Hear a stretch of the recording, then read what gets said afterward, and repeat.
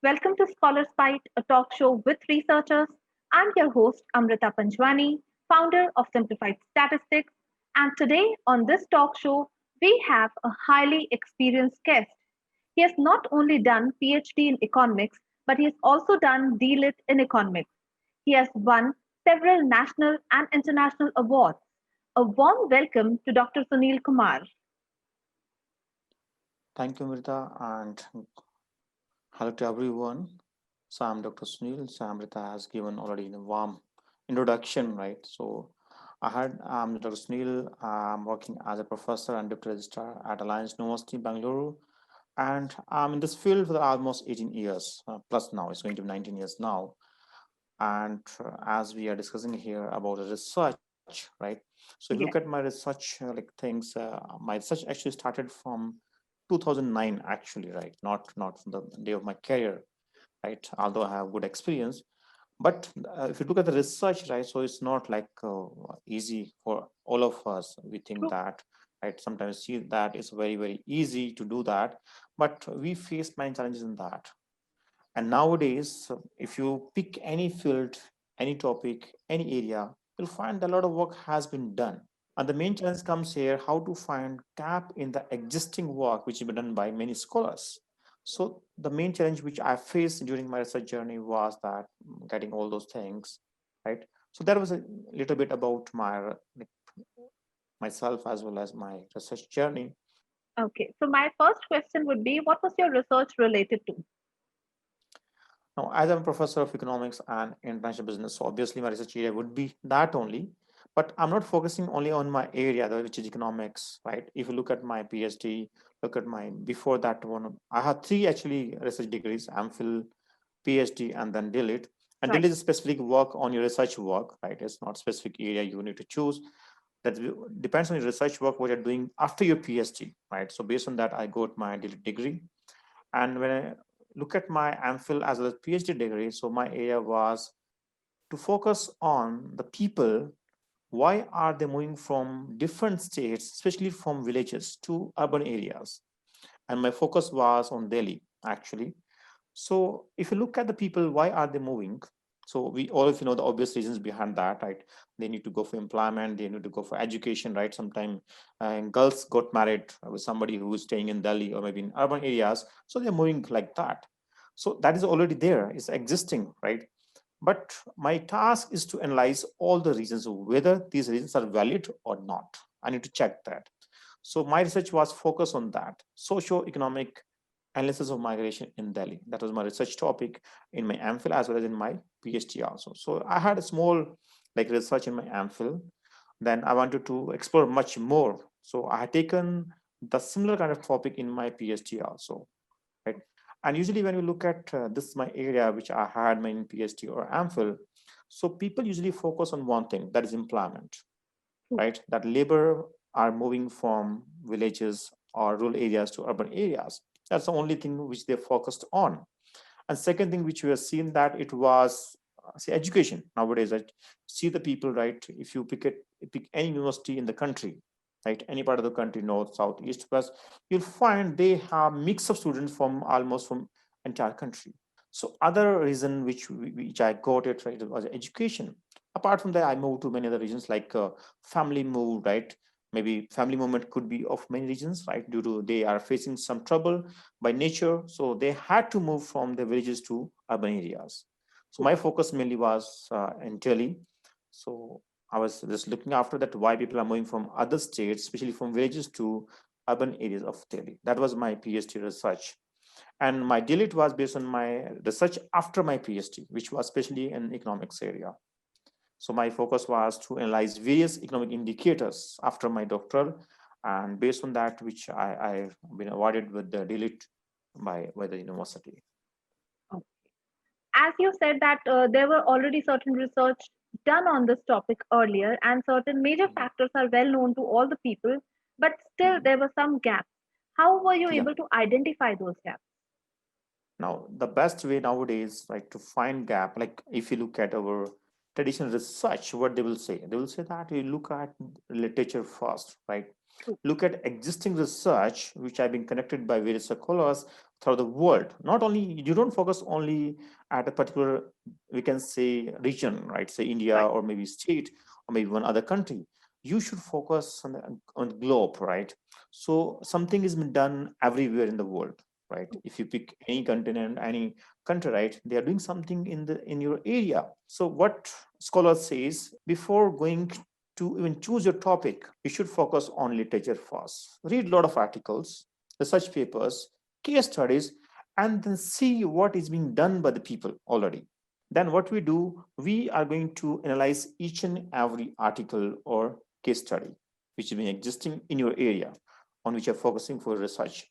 Then after that, what we see when we're going to read through all those articles or case study or research papers, you'll find that something is missing in that, right? Right. If you try to analyze those articles critically, right, don't think that they are best one. Right. Think that they are beginners, right? Don't say the best one. If you say the best one, you cannot think beyond that. True. There's no chance, right? You feel that no, they are not best one, they are not perfect. And if you read that article with that point of view, you'll find gap for sure. When you get the gap, so you are got some point which you can explore in your further research. And nowadays we know that we have e-resources available by our institutions, right? And if you go to Google also, you can find a lot of content. This Hard Business Publishing House is also giving you free access as educator. So you Right. can explore their articles, case studies, research papers free, right? Which are paid usually, right? So there are many ways to get all those papers. The first and second thing, you need to focus on each and every paper and think that these are not the best one, right? Which I said, this main point you Right. need to look after. If you say, well, it's the best one, then you cannot go beyond that, right? So we critically Definitely. analyze each and every research paper, then we can find gap, Correct. right? And then need to expand that gap, whether this gap is really significant or not. Once you decide that no, this gap is significant, research is not existing in this area, then you are good to go for your research. It could be a research paper, it could be a PhD, or any other doctoral degree which you have. Okay. So, as you said, that we can identify the gap by going through the previous literature and any literature done in any region all around the world. And Yeah, this will obviously. allow you to identify what are the missing points and what has not already been covered there. And then Mhm. analyzing whether that topic or whether that factor is really significant or not. And then you move ahead with your research project. Yeah, definitely. So, how do you collect the data for such a vast region like Delhi? For me, it was a challenge, big challenge for me, right? So my PhD was, before that I had MPhil. It was somewhere in 2002, right? And I did completed my PhD by 2013. So I had to use data up to 2011 for my research, for Okay. the census only. If you look after the latest data, you can find online. You have to subscribe for, you have to pay some fees, right, to Census of India, and you can get data from them, right, online, or you can visit them. We can get one CD kind of thing from them, right, which was challenge for me that time also. So getting data was difficult, the first thing, because my research was focused on primary and secondary data both. Both. Right. Primary, you can decide to how you're going to collect, right, by using any statistical method. Concern comes when the data is not existing in e-form anywhere. I need to collect that. So what I did, I went to their office, registrar office in Census of India, and I spoke to them with few officers. And then I said, I need this database. And I require database for at least 4 censuses, not only one, Okay. 1981, 1991, 2001, and And 2011. 2011. Right. 11, they had the provision data online, which was available freely for everyone. Right, to one, it was in e form but in CD, in compact disk drive. So I bought that from them, but they say we don't have data in e form for 1981 and 1991. Oh my So then God. what can be done? So So, they said we have hard copies for that, which may not be available right now, because we are okay. modifying data and we're converting in e form entire data. So anyhow, so they had some spare copies. So after almost struggling for 2-3 weeks, I got those hard copies, and that was like still okay. You, after some time, you got some data right from some Yes. authorities, But the main challenge comes how to extract data which is required for research. So for that, we have to go through some courses of research methods, that which data is required for what kind of research. So that if you're going for secondary data, then only. This primary Right. data, then I did prepare one questionnaire, right? Okay. And then I went to some areas of Delhi, some areas, some like market areas, and there I asked people to give me information, right, which is required for my research. So I had to meet almost more than 1,000 people, right, Okay. and which took almost 6 months for me to complete that, because everybody will not be agree to give you information, right? Exactly. Right. Right. And sometimes what we have sensitive data in our questionnaire, which is used only for research, but people hesitate to give you that information. Say, I will ask you, what is your income? People will So not you may have answer it. multiple resources for that. They may not answer, right? Right. And sometimes if you ask, if you're conducting research on, say, some gender, right, kind of thing, and you ask age to respondents, they may not reply. True. And they say, my age is, say, 45. I will say, my age is now 50 years, right? So it happens sometime, right? Those errors are always there in your data, True. and going for primary research data. So that was another thing which I had. Then after collecting data from 1,000 people, I had to choose only 500, the best one. The Okay. another like task which we have after the data collection, especially primary data, then you have to extract the data also. You have to clean data. After data is cleaned, then you can use your software or other tools to analyze your data. True. There are a few things which you should take care, right, while collecting data from primary resource or secondary resource. Okay. So I can see that you had to work a lot for collecting the data, and then doing the analysis for it was another task, because I can imagine if you take data from Census Bureau, it's going to be a vast data that you get, and you need Yeah, to obviously. Extract the select. data from Yes, there. you need to extract the data according to your research topic, and then running analysis on it is another part, and then doing the interpretation. So it looks to Yeah. be a very tedious task to me. No, that is not that much like we can't say like it's like difficult. It's very easy also, right? And once you have gone through some statistical techniques, right, and some Right. softwares, running software is like is very easy for us. Anybody can do that. The Easy. main True. task comes, the main brain we have to use at the place where we need to interpret those values which are getting we are from getting Right. from that result through the software. Right. So I've seen, right, I take sessions sometime, right, for the professors, right, in different universities. Like recently I had a talk with some university in a refresher course. So I found that people can run software easily. True. That's true. This is Right. very easy to run software. It's Excel, SPSS, or R, right? The main concern is that how you're going to analyze, how you're going to interpret the values which you're getting from that software. We get some values, right? And those value decides your quality of analysis actually. How you're going to write about those values. So people know about the software, but question comes how to interpret the values which we are getting from the software. And for that, there are few ways to do that. I can say on two ways to do that. One thing, you should learn that.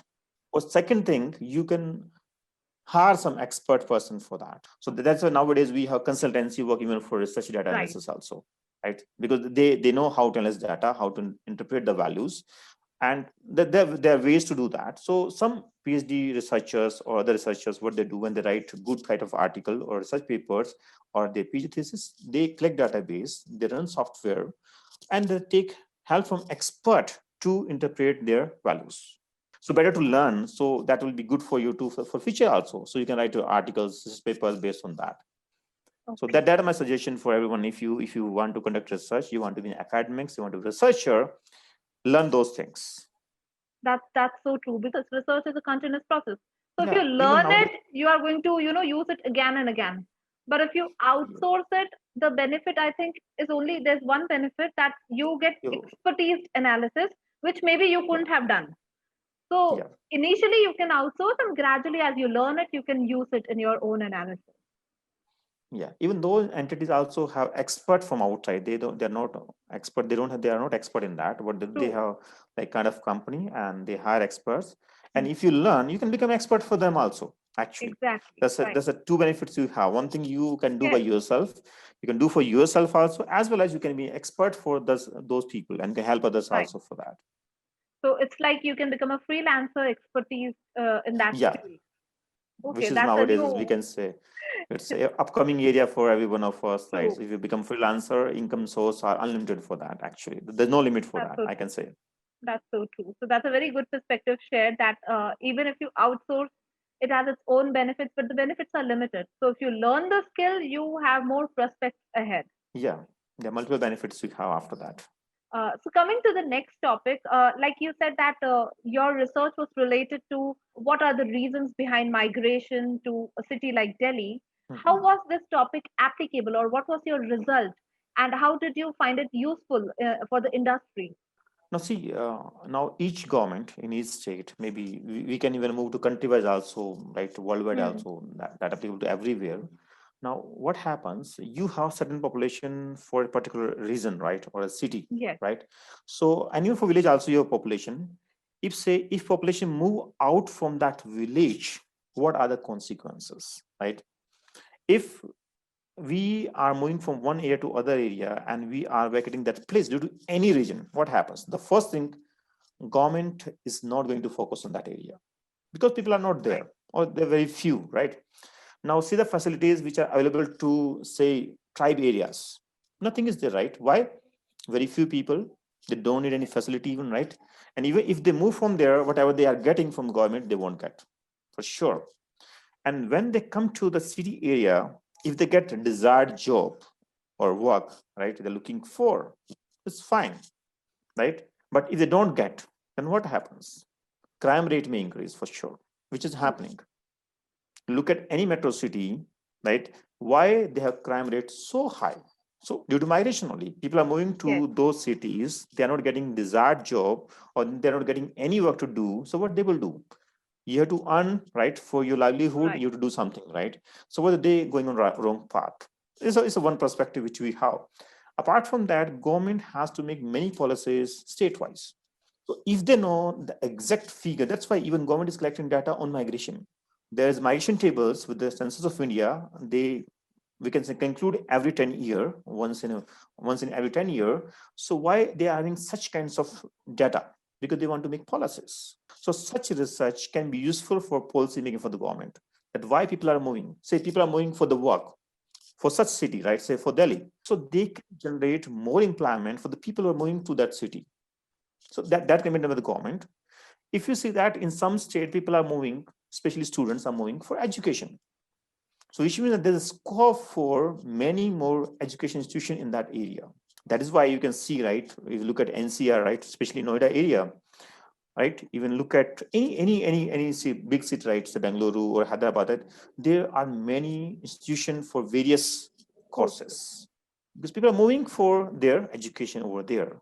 So those kinds of research can be utilized for such purpose, for policy making, for education, for employment, right, and for maybe for other things, for city planning kind of thing they can do. Yes, So that research can be useful there also. right. The topic that you chose, it was practically applicable in creation of policy for the entire state or for that specific region. So it's a very useful topic for everyone. Thank you, Amrita. So coming to the last question, Dr. Sunil, what would be your message to the aspiring scholars? First thing that you don't think that it's very easy for us to go for research, right? Because I've seen the journey, my own journey, when resources were not available at all. Now we have many, we can say, resources for getting data, right? Which is freely available. Sometimes you have to pay for that, and it depends. If you are working in a good institution, they are giving you many resources for data so that you can use for research, right? I can say that before going for research, right, starting your research journey in terms of your PhD or any other doctoral degree, or maybe research paper writing, right, or maybe any other, you should learn at least basic research techniques, right? Statistical method, we can say. Apart from that, we must at least learn at least two softwares, if you are good with the numbers and all those things, SPSS and MS Excel. These two are essential software for us to learn actually. If you know this software, you're good to go, right? You don't know R language or R Studio or SAS or other software, still fine. But you can continue research by using these two software, which are again available free for us. Right. You can find SPSS older version at free of cost. They give trial version also free of cost. And Excel, we know if you MS Office, Excel is free for us always, Right. right? No charge to. So after that, how to read the values which are getting from the software. So we run the command, we're getting some result, right? How to read the result? You must consult with expert once, maybe a professor, like maybe a known person who's working in that area. You should get some knowledge about that, how to read such results. True. Then it is fine. Then you can conduct research. We can say not that much easy, but it will be good for you, bit easy for you to go ahead with the research journey. That's a message for all scholars who are in doctoral research or maybe in writing research paper research kind of thing. They are there. That's a very practical message, I would say, because most of the people who enter into PhD may not be good in numbers. If somebody comes from a field of management or maybe say social science, they're already scared of numbers. And when the part of research methodology comes, they kind of feel that they need to quit here. They cannot go ahead. And I think your message actually prepares them that if you're entering into this field, you need to have these basic skills to start with so that you can continue your journey easily. It's been so Thank you. wonderful talking to you today, Dr. Sunil. Thank you Yes, so same much for your here. I time. was. Yeah. Thank you, Amrita.